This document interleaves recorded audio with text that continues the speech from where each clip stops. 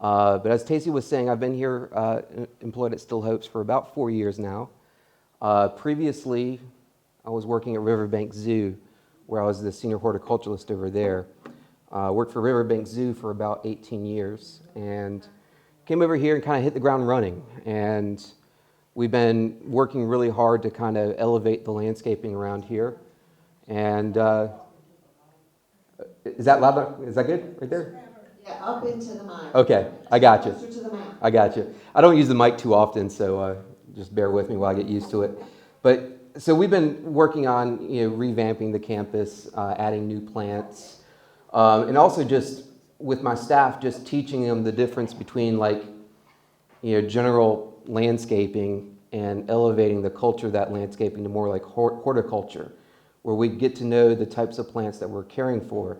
So the difference between like general landscaping and horticulture is when you know the plants and you know when they bloom and you know what they need, you provide better care for those plants, and they in turn they do better for us. So to give you just a very short example, the first fall and winter that I worked here, folks were remarking about how great the camellias looked. They said the camellias were blooming more this year than any previous years that they could remember. And all I did was simply teach my staff the right time of year to prune those plants. And as you realize, camellias are setting buds late summer, early fall. That's not a time to be pruning camellias. So just little things like that, teaching the staff the different plants in our areas, teaching them when to prune and how to prune. Those are the things that I've been working on with my staff. And I do get a lot of positive feedback and a lot of praise about the work that's been done here.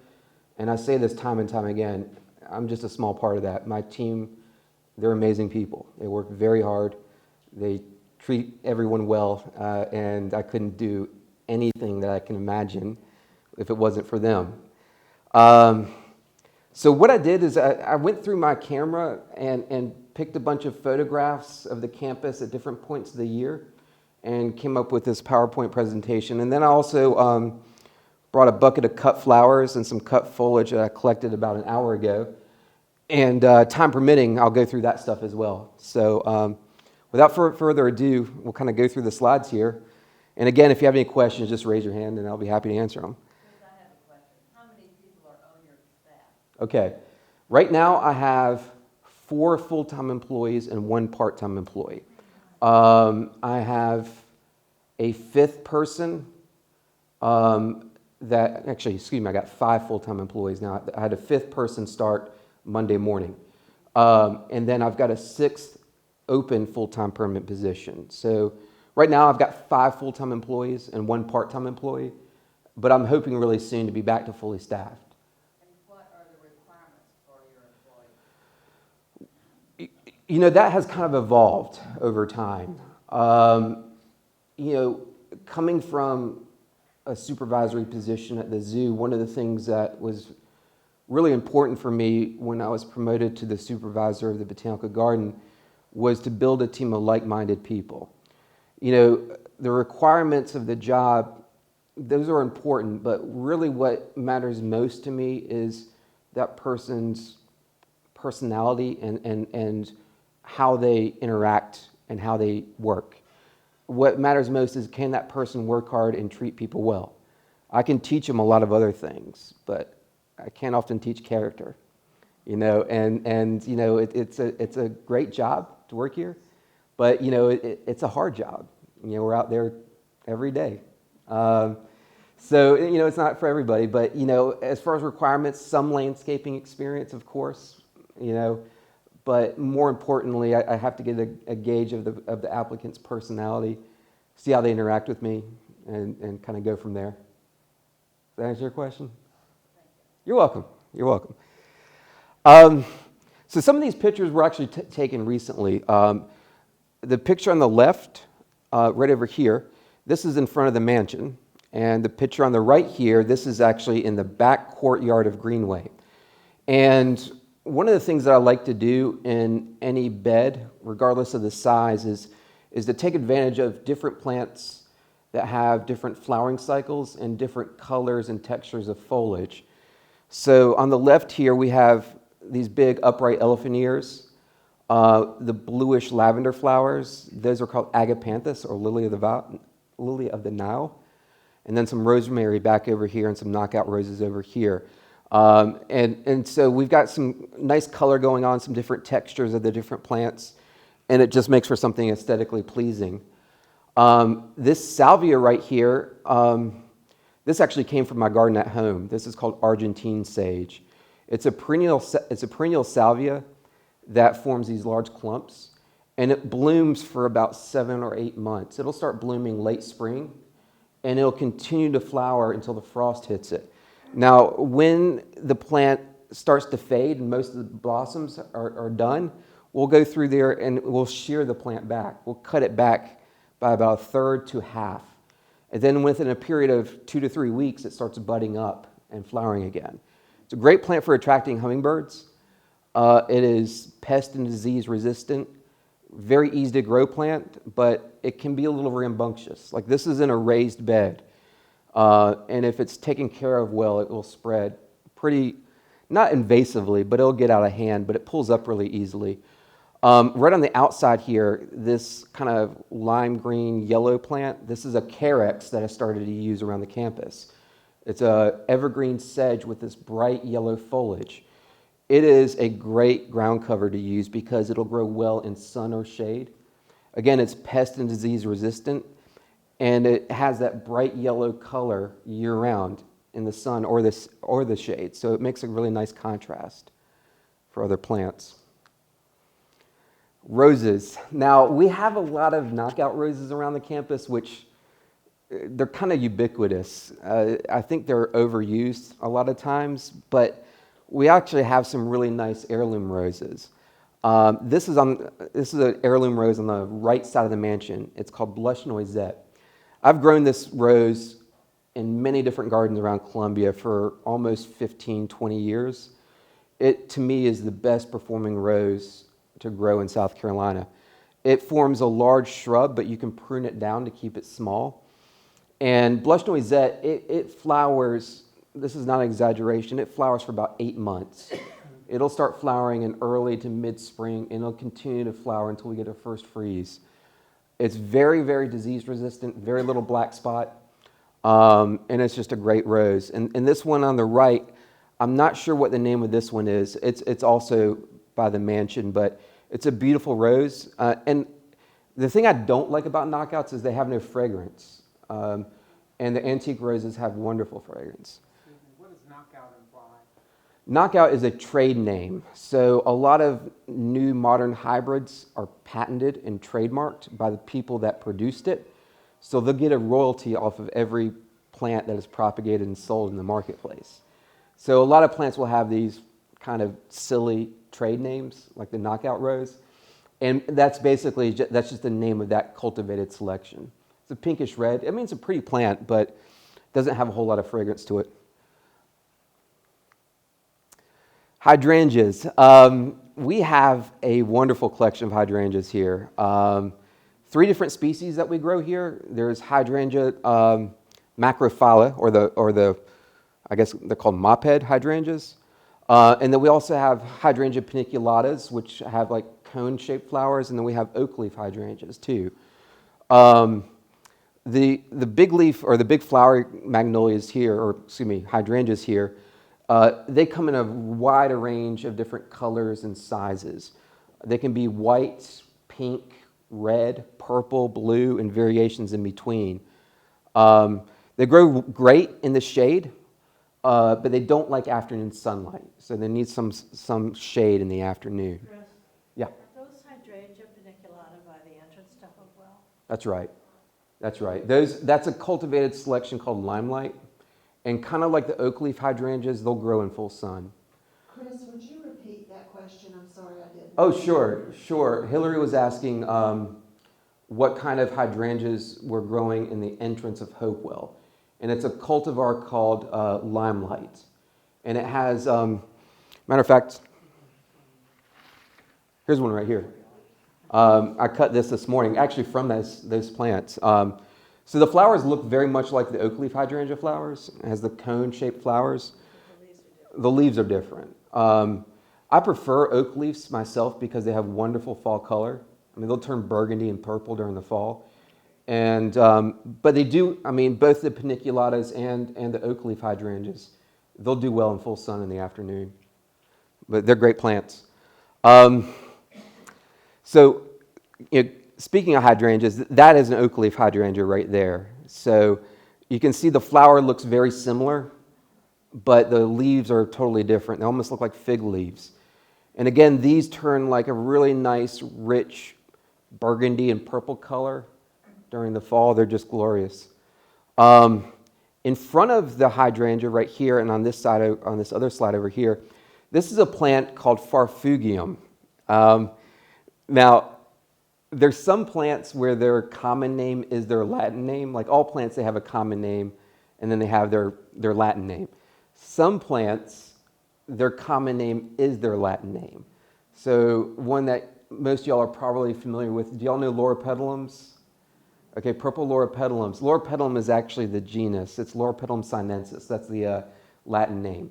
The common name is Chinese fringe bush. But if you go to a nursery and ask for a Chinese fringe bush, they're probably not going to know what you're talking about. But if you say Petalum, they'll know exactly what you're talking about.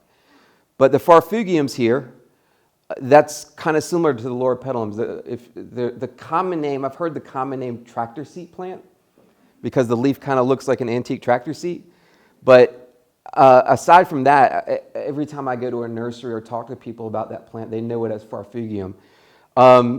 This is a plant that's relatively new to being grown in the southeastern U.S. About 10 years ago, there's a nursery in North Augusta, South Carolina. The owner of that nursery went to Japan and brought back this plant and started propagating it. And he started selling them to garden centers and botanical gardens around the southeast. We started growing this at Riverbank Zoo, and we were just thrilled with it. It kind of looks and behaves like an evergreen hosta. You know, it likes afternoon shade. It'll grow in morning sun or part shade. Again, it's evergreen. It has these really large, bold, glossy leaves. And then it flowers in late winter, early spring. And it has these really wonderful yellow daisy-like flowers. It'll have a spike that's maybe 2 feet above the foliage with clusters of yellow daisy-like flowers. You know, and this is, again, late winter, early spring. They're great plants. I mean, tough as nails. You know, once they're established, they're just wonderful. Again, more hydrangeas there on the left. This shrub on the right, it's one of the few plants from Australia that we grow here in South Carolina. The common name on that shrub is called bottlebrush. This is a shrub that actually has been grown in the southeast for probably over 100 years. You'll see these in gardens, like old gardens in the south, and even at like plantations down in Charleston, you'll see it. But for whatever reason, you don't see it for sale in many nurseries nowadays for some reason. Bottlebrush shrubs are great. They'll bloom in the spring and then sporadically throughout the summer. They have the foliage and kind of the habit of the plant is kind of similar to like a wax myrtle. And it's also one of these plants that once it gets established, it's indestructible. Very drought tolerant. If you have like a really hot, dry place, it'll grow great. And it thrives on neglect. No pest problems with it whatsoever, and the hummingbirds love it. And again, you know, those red flowers are very bold. And they do great as a cut flower too. That's bottlebrush. Now here's, yeah, succulents are kind of near and dear to my heart. This is right outside the landscaping shop here. And a lot of these plants that we've been growing around Still Hopes over the last 4 years, they've come from different nurseries and also from different public and private gardens. Succulents, like hardy succulents that you can grow outside year-round, is like one of my specialties. And I've got a huge collection of these plants at my house. Every plant that is in this bed or hanging from these moss balls, those came from my garden at home. And what I did is this bed that runs along the curb right here, I took cuttings of my plants at home and brought them in, and I just stuck them in the dirt. Chris, a little closer. Okay, sorry about that. But yeah, I just stuck the cuttings in the dirt. They rooted and they started to grow.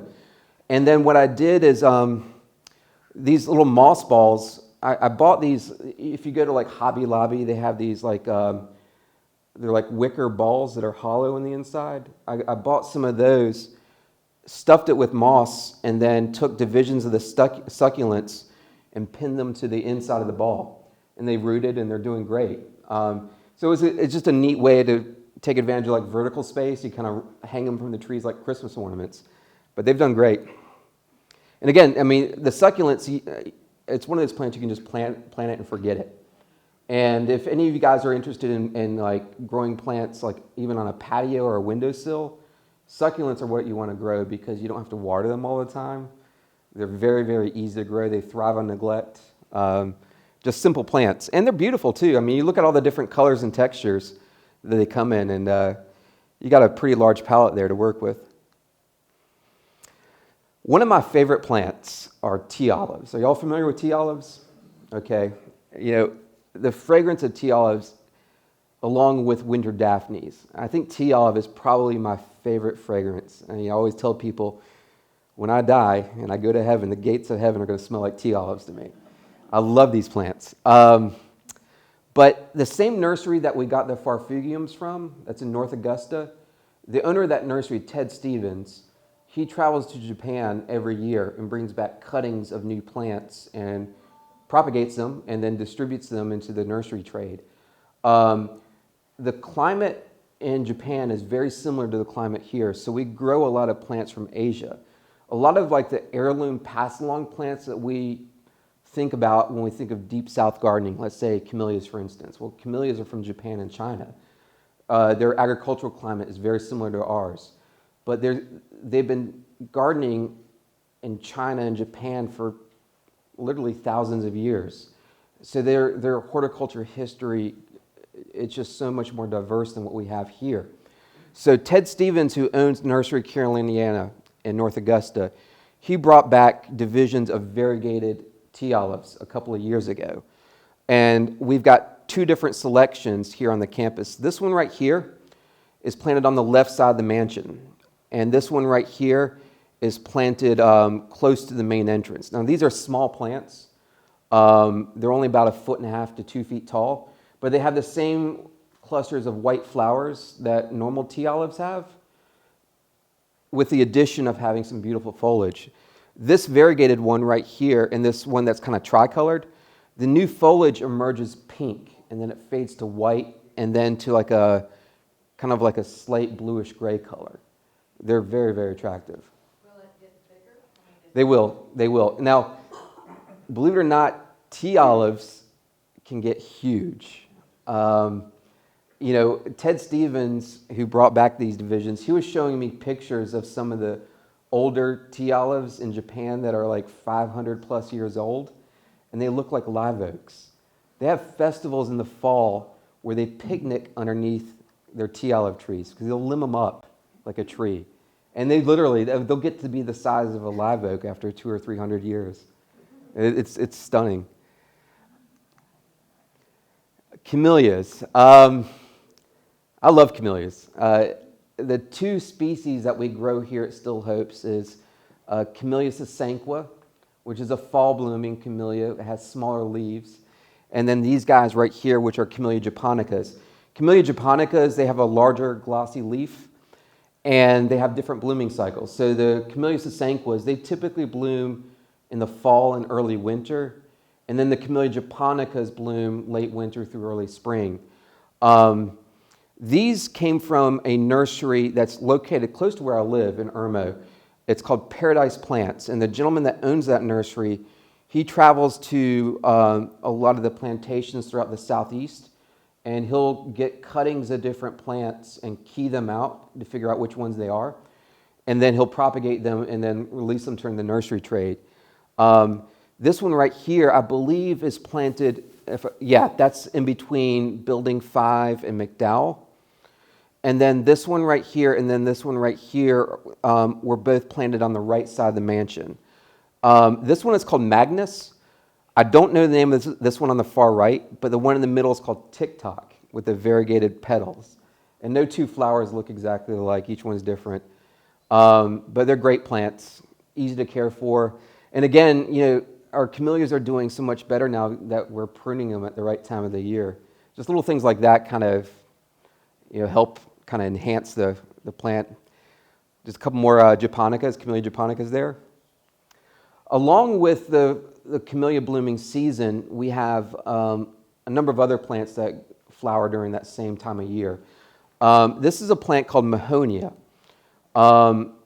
And these guys, I've planted several of them on the left side of the chapel and behind Building 5. And they're small right now, but they'll get to be about 7 or 8 feet tall, and they bloom, generally speaking, around December, January, with these sprays of yellow flowers. And I didn't take a picture of it, but those flowers turn into fruit, which look like blueberries. So it's a very attractive plant. It's great for attracting birds. Tough as nails, it grows well in sun or shade.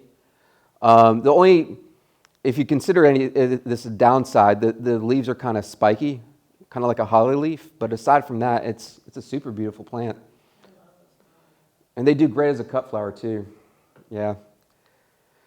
So this was taken early spring, and this is kind of an illustration of a transition between winter and spring. Right here we have what's called red Russian kale. And during the fall and the winter time, when we change all of the flowers in our annual beds, I like to incorporate edible and ornamental vegetables. So a lot of our edible vegetables like collard greens and kale, parsley, they're not only great, delicious plants, but they're actually beautiful too. So I'll grow, like Russian kale right here, you see that in the grocery store for sale. But it makes a really nice, pretty landscaping plant to mix in with a flower bed. And we got an elephant ear right there and some pansies right through here. But really great plants. And then behind them there, the structural plants of the garden, like what I call the bones of the garden, which are going to be your evergreen shrubs and trees. There's so many different kinds of evergreens with different colors and textures that it's really cool to kind of mix and match those different colors and textures to provide you with some interest and color year-round. So in the case of this planting right here, it's the same general area, but we have purple Laura Petalums, we have this really nice Nandina right over here. It's a new cultivar called Obsession. And then behind it here, we have an evergreen yellow ligustrum. My arrangement kind of fell over right here, but actually I took cuttings before I came here, and this is an arrangement of just foliage of those very plants I was talking about. So, it's nice and colorful. It's got some dramatic contrasts in foliage and, some really good color too. So these are more of the annual beds. Over here, this is our main entrance right off of Knox Abbott Drive, and this is the circle bed in front of the mansion. This is the island bed at our Knox Abbott Drive entrance, and again, you can see right there we've got the Farfugiums growing underneath the shade of the crepe myrtles. We got some of the Carex right there. This was taken in the fall, so we put some pumpkins out there. And it might be hard to see in this picture, but I actually made some concrete leaf castings, and I painted them and I stuck them in the flower beds. It was pretty neat. And just some elephant ears and some winter vegetables through there, and cordyline right through here, a nice European fan palm right there. And this right here, it's a dieback perennial. It looks kind of like a palm, but it's actually Egyptian papyrus grass. It's a reed grass, and it comes back for us every year. It'll die back down to the ground when the frost hits it, but when spring rolls around, it comes right back up, and it'll get 7, 8 feet tall in one growing season. And this is the front side of McDowell. About a year ago, we re-landscaped the entire front of McDowell. Previously, there were just basically these hedges of hollies and junipers that were kind of just drab and tired. They had been pruned in like neat little haystacks, and it just wasn't very inviting. It was these huge hedges and pretty much nothing else growing around them. So we ripped everything out, and we came up with a design incorporating different kinds of evergreens that have different kinds of textures, and then mixing in some long-lasting perennials that have long flowering cycles. So again, going back to one of my favorite plants, salvias, this is one called Wendy's Wish, which is sold as an annual here, but it perennializes beautifully here. These have been in the ground. They came back this past winter with gusto. They sailed right through our winters. And I think, too, that spot in front of McDowell's, it's protected. You know, there's the carport and the building that help kind of insulate the plantings around there. And let me see if I've got a picture of it. Right here we have Brugmansia. This is an angel's trumpet plant right there with some white euphorbias. And more of the Wendy's Wish salvias right there. And tea olives, jumping back to tea olives. Most people are familiar with the white flowering tea olives, right? But there are other colors in the tea olive flower palette. This is one that has a really nice creamy yellow flower, and this one has a really nice orange to almost red flower. And we planted these are planted in the bed that runs in between the main entrance and parking lot H. And then we also have another one that's planted outside of our maintenance shop, and a third one that's planted on the back side of Building 5. All of these came from Ted Stevens, who owns Nurseries Caroliniana in North Augusta. He was the one that introduced me to the variegated tea olives too. So these are great plants, tough as nails, and it's just something different. I mean, and it's hard enough to find shrubs that flower orange, but especially during the winter or in the fall when there's not much going on, you know, tea olives can put on a real show. Again, one of my favorite shrubs. And this is an arrangement that I did. One of the benefits of just growing a garden is bringing it inside. So occasionally I get to do like tabletop arrangements and arrangements for different functions here at Still Hopes. And to me, that's just kind of an extension of gardening. Like when I think about a bare bed and the kinds of plants I want to put in there, close my eyes and I think about it. And that's kind of the way I approach putting together an arrangement too, just on a smaller scale. So this was some fall tabletop arrangements that I did last year with some pumpkins and gourds and stuff like that, and then just cut some foliage off of our magnolias and whatnot and some chrysanthemums, and bada bing, bada boom.